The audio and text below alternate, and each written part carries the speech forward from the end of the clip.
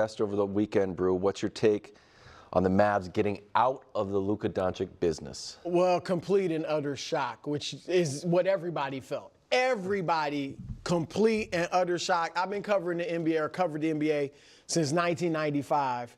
This is the most shocking transaction. So that includes free agency moves, trades that I've ever seen. All right, shocking, because to give up on a 25-year-old superstar who, when it's all said and done, when he entered the league and took it by storm, great numbers as a rookie, the feeling, at least I nicknamed him Luka Legend. I thought he was the new age version of Larry Bird, was that when it's all said and done, he should be in the top 10 of all time conversation. Agreed. In the conversation, not whether he gets there or not. And so to trade a guy like that who also has been big, has been money in the playoffs. It's not like he shrinks. So we've seen guys, great players that shrink in the playoffs. He's one of two players averaged 30 points or more in the playoffs, and the other one's Michael Jordan. And we used to watch him beat up on Kawhi and Paul George when they were great defenders. He's already led them to 2 conference championships or 2 conference appearances and a finals appearance, and he's 25. So that is just shocking. There's a lot of ways I could go on this. I've talked to some people, little people around the league, and we've all heard about the conditioning concerns about, and obviously he's been out of shape. He doesn't defend. He's ball dominant. Those are some of the warts. I've been told, too, that when Mark Cuban was the majority owner, they completely catered to Luka, which is not unusual for franchises with this type of player, but completely catered to him, had all these people around him, people that, they did everything he wanted, put up with everything. And when Cuban gave up his majority ownership, he's not really around anymore as far as basketball operations, that changed. And so there's been some pushback from Luka on things being so different. And that may have had something to do with this as well. I'll say this and then let Nick go. There's only 2 things have to happen for the Mavericks to justify this. Okay, one is win a championship with Anthony Davis, correct? Well, they need to win a championship within the next year or 2. Yes. And I would even say this year. I'll give them 2. Here's why. Because Anthony Davis will be 32 when the playoffs start. Yep. Kyrie will be 33 when the playoffs start.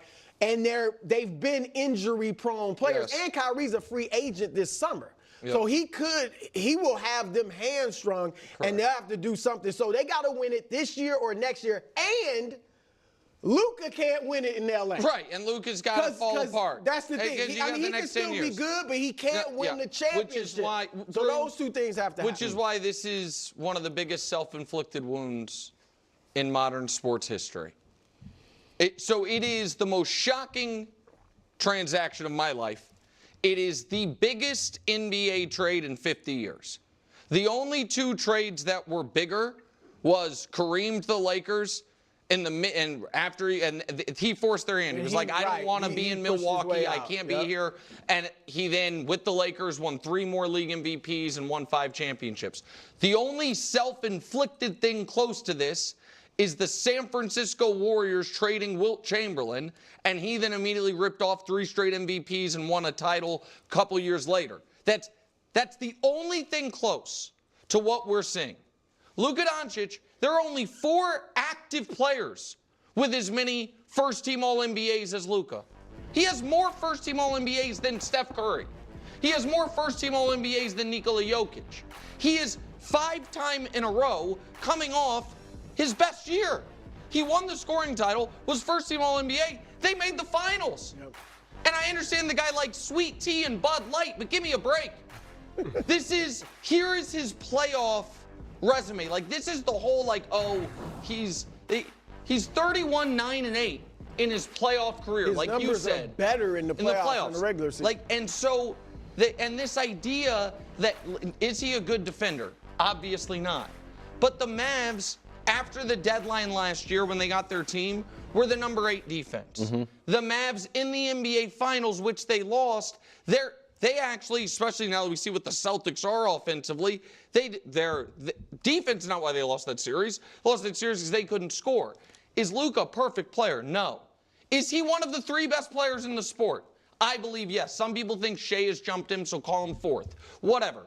Jokic, Giannis, Luka. That's my 3. If you want to say SGA's there, then that's fine. It's 4. And he's 25 and he didn't want to leave. Right. He didn't force their hand, and they're saying we were nervous about giving him the Supermax. If he's not worth the Supermax, no one in the league is. If 25-year-old Luka Doncic not worth Supermax, no one in the league is. Okay.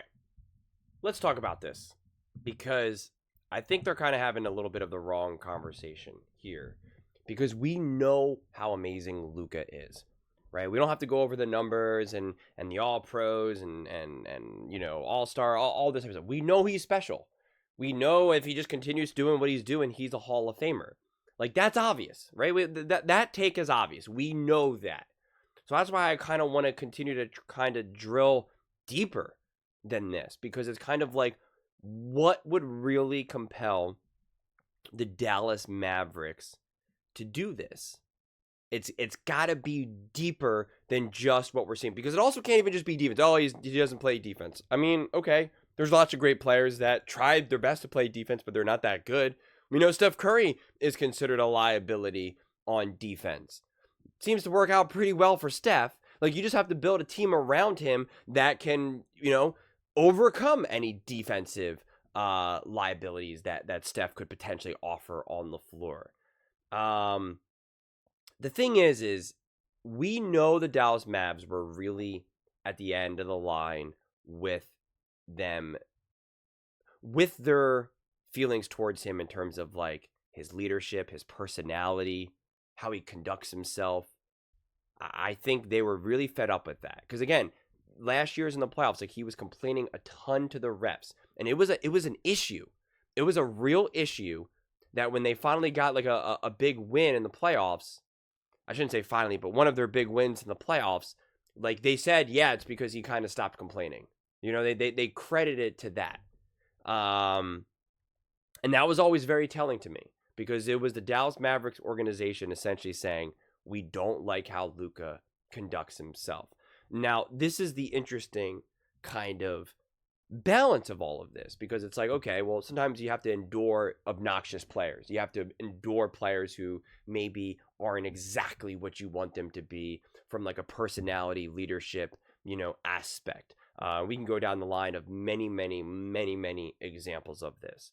But if the Dallas Mavs reach this conclusion of, like, yes, Luka is special, but you know what? Luka is toxic. He is toxic. Yeah, he gets some wins, but he is brutal. He is absolutely brutal. He is not conducive to winning long term. He's out of shape. His work ethic is not good. And he's constantly injured. We see him continuing down this path. We've now been with Luka for years now. We don't see it improving. In fact, we see it getting worse. So we believe that we're willing to bet that Luka is going to continue to be in and out of the lineup with injuries. He's going to continue to be out of shape. He's going to continue to have just a bad work ethic, bad leadership, and just be a culture suck. And you know what? We're not going to pay him all that money. We're not going to back ourselves in a corner, pay him over $300 million, and have to deal with all of this. We do not think it works in the long term. We do not think that. And we do not want to be on this Luka train for the next 10 years. We do not want to do it. If that's their conclusion, it's a courageous one. And you better be confident that that is the right conclusion. That you're like, I am betting that this guy is going to continue to have problems no matter where he is. So you know what? We're getting rid of him and we're going to get something in return. Now, even if you reach that conclusion, I still believe that they should have been able to get significantly more. Again, you got other trades, Rudy Gobert, you know, Mikal Bridges. We got all these trades that got a lot bigger haul than this. So that's why this whole thing is kind of bizarre. And also, like, why didn't the Dallas Mavs shop Luka? They could have made the announcement, hey, we're going to move on from Luka. What do you want? And then there would have been a bidding war for him. And then it could have gone through the roof. So, like, they just did this all behind closed doors. So that's why this whole thing is just kind of wonky, which is why I don't feel the need to try to be like, Luka's great. Should the Dallas Mavs traded him? Like, look how good he averages 30 points per game in the playoffs and 9 assists and 8 rebounds. Like, we already know what he can do from a pure basketball sense. That is obvious. That is obvious. But they did not make this trade because they were like, oh, we need someone who averages more points per game. Oh, we believe that if we were better defensively, we win. Like, no, it's obviously more than that. My questions are, why did the Mavs not shop him around? Why did they just go to the Lakers? Why was this completely done behind closed doors with nobody knowing? Nobody knowing. What do the Mavs know that other people don't? What are the Mavs' predictions of what Luka will look like over the next 2-3 years? To me, those are all the more interesting questions. And this whole idea that the Mavs have to win this year or next year for this to be, that's nonsense. That's a bunch of nonsense. If the Mavs win within the next 5 years, it's a success. It just is. Whatever moves they made ultimately led to a ring. There you go. Heck, even if Luka wins like 1 ring or 2 rings, but the Mavs win like 2 rings, okay, then it was worth. Then it was worth it. You can't be like, oh well, if Luka was there, then they would have won 3 rings or 4. No, you have no idea. None. 0. So I think as long as the Mavs continue to trend in the right direction and maybe win this year or next or something, then that's it's a victory. But I think they clearly looked at Luka and were like, this is not the future. This is not what we want. We cannot rely on him. Yes, he is amazing. Yes, it's scary to move on from him. But if we're looking at this, like, per best case scenario, Luka's in the league for another 10 years. And they're just like, we're not doing this for 10 years. We're just not doing this.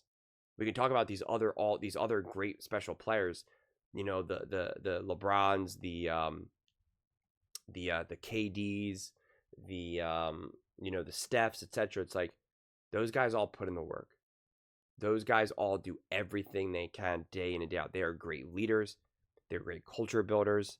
They are worth the over 300 million. Because this is what Nick's saying. Oh, if he's not worth the 300 million, then no one is. And it's like, no, it's more than just what you do on the court. It is some of this other stuff. And Luka has been injured a lot. Now again, this could be the Mavs just overthinking it. And now they overthink it. And they're like, oh, well, he's injured a lot. And he doesn't have a great attitude. And he's out of shape. So, like, let's just not pay him the money. Like, you would say kind of like, well, I don't know. Those are still some issues that you could still resolve. He is only 25. He's still maturing. You realize when you're 25 years old, your brain is not fully developed. The idea that you're a full-grown adult at 25 is actually one of the biggest lies that we tell society. You're not. Your brain is literally still developing. It's a fact. It's not an opinion. Your brain is literally still developing. So if you don't even have a fully developed brain, I mean, like, I'm going to hold you to a different standard. So there is room for Luka to continue to mature and grow, but I don't know. Based off the conversations they had with him, based off their experience, they might have just reached the conclusion, nope, this is what it is. This is a mess. He's never going to get a better work ethic. He's always going to be a little out of shape. He's always going to be injury prone. He's really toxic in the locker room. He's toxic on the court. He just drags his team down too much. Yes, he does amazing things. Yes, he's elevated them too. But you know what? We just can't do this for the next 5, 6, 7, 8, 9, 10 years. Just not doing it. And we're not paying him over $300 million. So let's get out of this. Let's get something in return. Let's go. The only other thing, though, that I would have expected the Mavs to be able to set up is like, if they already had another existing superstar, like in his prime. It's like kind of like if Steph Curry was really toxic, right? And they're like, we got to move on from Steph. This is just too much. They would have still had KD and Clay and Draymond, right? And they were just like, yeah, Steph is obviously amazing, the best shooter, but dude, he just brings everyone down. And then you trade him, and then you get like another first round pick, like a true like top 5 pick or something. Then you would say, okay, we'll be able to like kind of build for the future.